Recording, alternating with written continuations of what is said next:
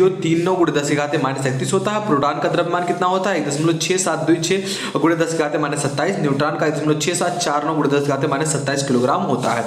अब देखिए याद करने का तरीका, इलेक्ट्रॉन पर आवेश क्या होता है 1.6 गुणे 10 की घात 19 का होता है। ये इलेक्ट्रॉन प्रोटॉन दोनों का आवेश होता है। बस प्लस रहेगा इलेक्ट्रॉन पे, माइनस रहेगा इलेक्ट्रॉन पे और प्लस रहेगा प्रोटॉन पे। भार याद करते हैं, इलेक्ट्रॉन का जो भार होता है ये सबसे ज़्यादा होता है, सबसे अधिक होता है 9.1039, क्योंकि जो ये मान लीजिए आपका ये है नाभिक, इसके चारों इलेक्ट्रॉन घूमते हैं, तो एक इलेक्ट्रॉन आपका कितना होता है 9.1039 गुणे 10 की घात -31। और अगर आप न्यूट्रॉन और प्रोटॉन की बात करते हैं तो ये दोनों नाभिक में उपस्थित होते हैं, इनका भार लगभग समान होता है। जिस प्रकार से जो आपका परमाणु भार होता है, जो इलेक्ट्रॉनों की संख्या न्यूट्रॉनों की संख्या, ये दोनों इलेक्ट्रॉन प्रोटॉन दोनों की संख्या समान होती है।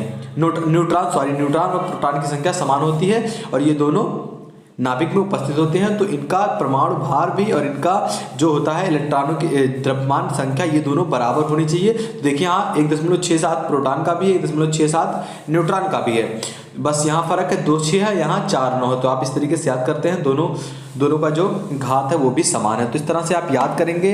जो विद्युत आवेश हमारा हेडिंग था, आई होप आपको समझ में आ गया होगा कि विद्युत आवेश क्या होता है। जब दो भिन्न भिन्न पदार्थों को आपस में करते हैं तो एक प्रकार की ऊर्जा उत्पन्न होती है, जिसके कारण वे हल्के वस्तुओं को अपनी ओर आकर्षित करते हैं। इसी गुण को क्या कहते हैं विद्युत आवेश। आई होप आपको अच्छे समझ में आ गया होगा। इसके बाद कल आपका नेक्स्ट टॉपिक, नेक्स्ट हेडिंग आने वाला है, तो तैयार रहिए उसके लिए। और डू कमेंट अगर यहाँ पर कोई गलती हुई हो, या फिर अगर आप चाहते हैं कि और दूसरे तरीके से आपको पढ़ाया जाए हेडिंग वाइज, तो डू सजेस्ट, कमेंट बॉक्स आपके लिए खुला हुआ है। तो मिलते हैं आपसे अगली वीडियो में, तब तक के लिए जय हिंद, जय भारत।